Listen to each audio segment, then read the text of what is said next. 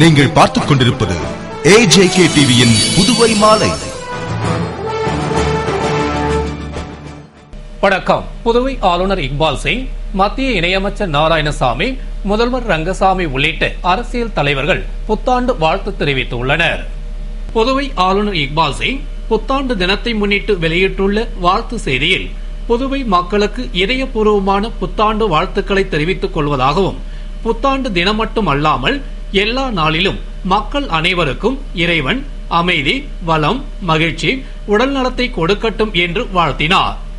மத்திய இணையமைச்சர் தமது வாழ்த்துச் செய்தியில், புதியதாக மலரும் புத்தாண்டில் அனைவருக்கும் உளம் கனிந்த புத்தாண்டு நல்வாழ்த்துக்களை தெரிவித்துக் கொள்வதாகவும், இந்நாளில் மனிதநேயம் வளர்ந்திட உறுதியேற்று புதுவை மாநிலம் செழிக்க பாடுபடுவோம். விவசாயிகள், மீனவர்கள், தாழ்த்தப்பட்ட, பிற்படுத்தப்பட்ட, ஏனைய தொழிலாளர் நண்பர்கள், அரசு ஊழியர்கள், பொதுமக்கள் என அனைவரும் தம் வாழ்வில் ஏற்றம் பெற்றிட வாழ்த்துவதாக அவர் கூறினார். அமைச்சர் திரு ராஜவேலு கூறுகையில், பல சாதனைகளை புரிந்து 2013ஆம் ஆண்டில் அடியெடுத்து வைக்கும் இவ்வேளையில் கடந்த ஆண்டில் செய்த நல்ல செயல்களை தொடரவும், புத்தாண்டில் உத்வேகத்துடன் பணிபுரிந்து புதிய பரிமாணத்தை ஏற்படுத்தவும் வேண்டும் என்றும், அனைவருடைய வாழ்க்கையும் வளமாக இருக்க வேண்டும் என்றும் வாழ்த்துவதாக அவர் கூறினார். அமைச்சர் திரு பன்னீர்செல்வம் தமது வாழ்த்துச் செய்தியில், அனைத்து துறைகளிலும் சிறந்து விளங்கி உன்னத உயரிய லட்சியத்தை அடைய ஆக்கப்பூர்வமான நடவடிக்கைகளை முதல்வர் தலைமையில் மேற்கொண்டு ஒன்றுபட்டு நின்று உறுதி கொண்ட உள்ளத்துடன் பொற்கால புதுச்சேரியை மீண்டும் படைப்போம் என்றும், அனைவருக்கும் இனிய புத்தாண்டு நல்வாழ்த்துக்கள் தெரிவித்துக் கொள்வதாக அவர் கூறினார். எதிர்க்கட்சி தலைவர் திரு வைத்தியலிங்கம் தமது வாழ்த்துச் செய்தியில், புதுவை மக்களுக்கு இதயம் கனிந்த நல்வாழ்த்துக்களை தெரிவித்துக் கொள்வதில் மகிழ்ச்சி அடைவதாகவும், சென்ற ஆண்டில் நடந்தேறிய கசப்பான சம்பவங்களை மறந்து ஒற்றுமையுடன் அனைவரும் புத்தாண்டை வரவேற்று சாதிக்க வேண்டியதை பட்டியலிட்டு சாதனை படைத்து வாழ்வோம் என்று அவர் கூறினார். திராவிட முன்னேற்றக் கழக மாநில அமைப்பாளர் MA சுப்பிரமணியன் தமது வாழ்த்துச் செய்தியில், கடந்த ஆண்டு இயற்கை சீற்றத்தின் காரணமாக பல்வேறு இழப்புகளையும் சவால்களையும் எதிர்கொண்டு வந்திருக்கின்றோம். வரும் புத்தாண்டில் கலைஞர் மற்றும் தளபதியார் வகுத்து கொடுக்கின்ற பாதையில் ஒற்றுமையுடன் இணைந்து மக்கள் நல்வாழ்விற்காகவும் மாநில வளர்ச்சிக்காகவும் குரல் கொடுப்போம் என்றார். மேலும் புத்தாண்டில் எல்லார் இல்லங்களிலும் இன்பமும் மகிழ்ச்சியும் தழைத்தோங்க திராவிட முன்னேற்றக் கழகம் சார்பில் வாழ்த்தினை தெரிவித்துக் கொண்டதாக அவர் கூறினார். முன்னாள் சட்டமன்ற உறுப்பினர் புஸ்ஸி ஆனந்த் கூறுகையில், புத்தாண்டு பிறக்கும் இவ்வேளையில் மக்கள் அனைவரும் ஒற்றுமை உணர்வுடனும் சகோதர பாசத்துடனும் ஒருவருக்கொருவர் விட்டுக் கொடுத்து வாழ்ந்திட வேண்டும்.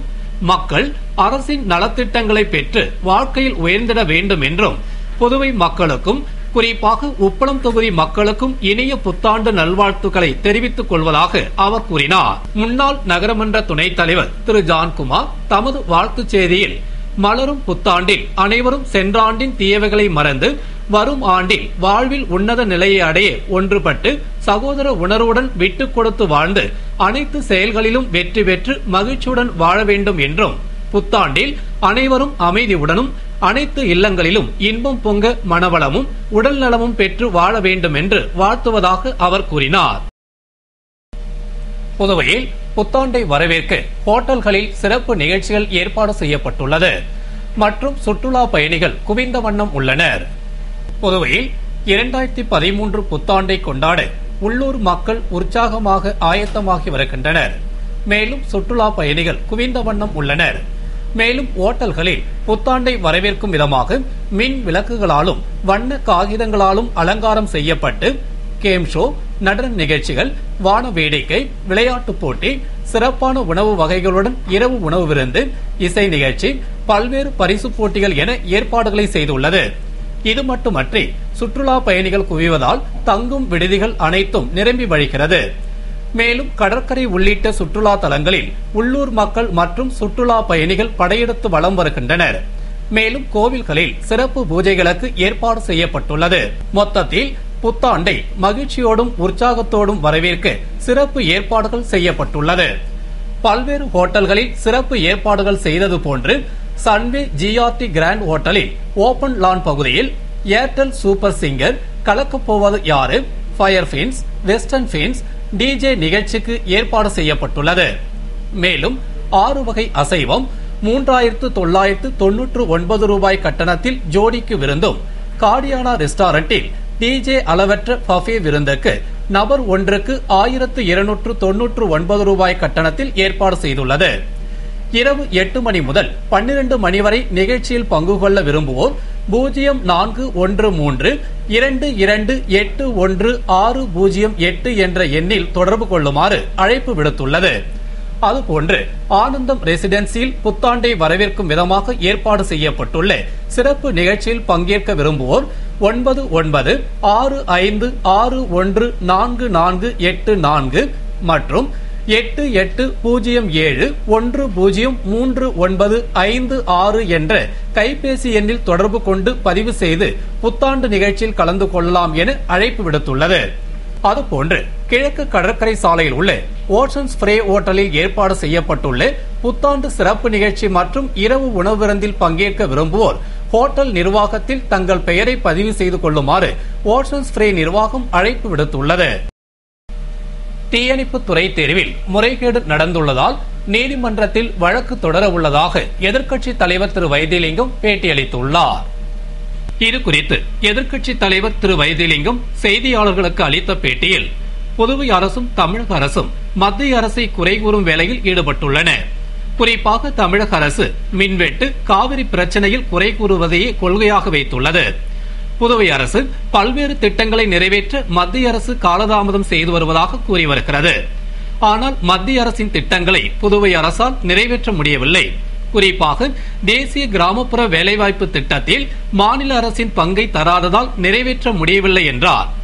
மேலும் புதுவை அதிமுகவினர் தமிழக அரசுடன் பேசி புதுவை மக்களுக்கு என்ன செய்திருக்கிறார்கள்? எனவே மத்திய அரசை விமர்சிக்கும் தகுதி அதிமுகவினருக்கு இல்லை என்றார். தொடர்ந்து புதுவை மாநிலத்திற்கு மின் கட்டணத்தை அதிகப்படுத்தியதால் புதுவை அதிக விலை கொடுத்து மின்சாரத்தை வாங்க வேண்டியுள்ளது. அதனை பற்றியும் காரைக்காலுக்கு தமிழகத்திடமிருந்து உரிய சதவீத காவிரி நீரை பெற்றுத் தரவும் அதிமுகவால் முடியவில்லை. சட்டமன்றத்தில் எதிர்க்கட்சிகளை பேசவிடாத தமிழக முதல்வர் ஜெயலலிதா தேசிய வளர்ச்சி குழு கூட்டத்தில் பேச உரிய நேரம் அளித்தும் அவமதிப்பு என கூறுவது சரியல்ல என்றார். மேலும் புதுவையில் 27 நிமிடங்கள் மட்டும்தான் சட்டமன்றம் நடைபெற்றது. இதில் இரங்கல் தீர்மானம் மட்டும் போட்டுவிட்டு மக்கள் பிரச்சனைகளை பற்றி எதிர்க்கட்சிகளை பேசவிடவில்லை. மக்கள் பிரச்சனையை பற்றி பேசும் பொழுது சபாநாயகர் நிமிர்ந்து கூட பார்க்காமல் கூட்டத்தை தள்ளி வைப்பதிலேயே குறிப்பாக இருந்தார். எனவே இந்த இரு கட்சிகளுக்கும் மத்திய அரசையும் பிரதமரையும் விமர்சிக்க தகுதியில்லை என்று கூறிய அவர், மேலும் சமீபத்தில் தீயணைப்பு துறை தேர்வில் பல்வேறு முறைகேடுகள் நடந்துள்ளது, தவறுகளை திருத்திக் கொள்ள வேண்டும், இல்லாவிட்டால் நீதிமன்றத்தில் வழக்கு தொடருவோம் என்றும் அவர் கூறினார். புதுவை பாவாணர் நகரில் தீ விபத்தில் பாதிக்கப்பட்டவருக்கு அமைச்சர் திரு பன்னீர்செல்வம் நேரில் சென்று பார்வையிட்டு ஆறுதல் கூறி உரிய நிவாரணம் வழங்க ஆவணம் செய்வதாக கூறினார். புதுவை உழவர்கரை தொகுதிக்கு உட்பட்ட பாவாணர் நகர் 4வது பிரதான சாலையில் தம்பு பாண்டியன் என்பவர் வீடு திடீரென தீப்பற்றி எரிந்தது. இதனை கண்ட அப்பகுதி மக்கள் தீயணைப்பு துறைக்கு தகவல் தெரிவித்ததும் தீயணைப்பு துறையினர் விரைந்து வந்து தீயை அணைத்தனர். இருப்பினும் தீ விபத்தில் வீட்டின் மேற்கூரை முற்றிலும் எரிந்து வீட்டில் இருந்த பொருட்களும் தீயில் கருகி சேதமடைந்தது. இத்தகவலை அறிந்து தொகுதியின் சட்டமன்ற உறுப்பினரும் அமைச்சருமான திரு பன்னீர்செல்வம் சம்பவ இடத்திற்கு விரைந்து சென்று பார்வையிட்டு பாதிக்கப்பட்டவருக்கு ஆறுதல் கூறினார். மேலும் உரிய நிவாரணத்தை உடனடியாக வழங்குமாறு அதிகாரிகளுக்கு உத்தரவிட்டார். அப்பொழுது தாசில்தார் தில்லைவேல் மற்றும் அதிகாரிகள், ஊர் முக்கிய பிரமுகர்கள் பலரும் உடனிருந்தனர்.